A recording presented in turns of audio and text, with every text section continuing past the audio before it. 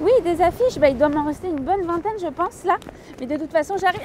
Ça, c'est moi, Maryse, chargée de projet de la direction de jeunesse d'Aix-en-Provence. Alors, vu sous cet angle, on dirait que je suis légèrement en galère.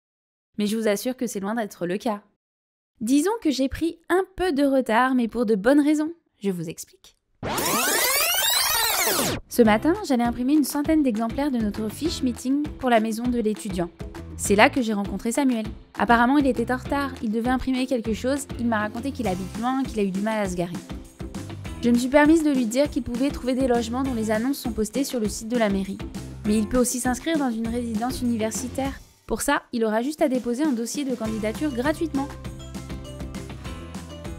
Une fois que les photocopies ont été imprimées et que j'allais enfin partir, une amie de Samuel est arrivée et lui a montré quelque chose sur son téléphone. Il y a une exposition au musée Granet, elle a l'air hyper bien, mais je sais pas où c'est et ça doit coûter hyper cher. En fait, pas du tout. Le musée Granet est sur mon chemin. Venez, je vous y emmène. Parce que l'accès à la culture est important pour notre ville et nos étudiants, les bibliothèques sont accessibles toute l'année. Comme les Méjanes, au sein de la Cité du Livre par exemple. Mais je me devais de leur expliquer tout le reste. La carte étudiante leur assure une réduction et, dans certains cas, la gratuité des entrées à certains lieux culturels pour les moins de 26 ans. Que ce soit les musées, les cinémas, les théâtres.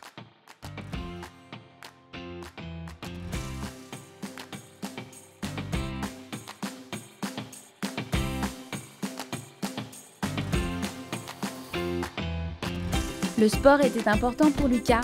Je lui ai parlé du Crous, où il pouvait s'inscrire à de nombreux sports par le biais du SUAPS, le service universitaire des activités physiques et sportives, qui en propose un large choix.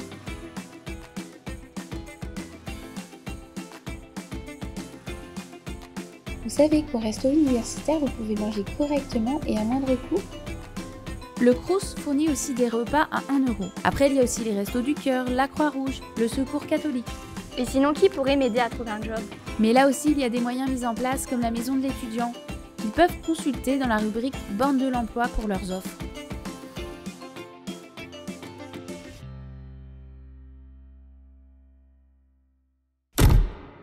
Et voilà pourquoi j'étais un peu en retard. Ok, beaucoup en retard. Au moins maintenant ils sont mieux informés. Et encore, il y aurait tellement plus à leur dire sur cette belle ville et toutes les actions qui y sont mises en place.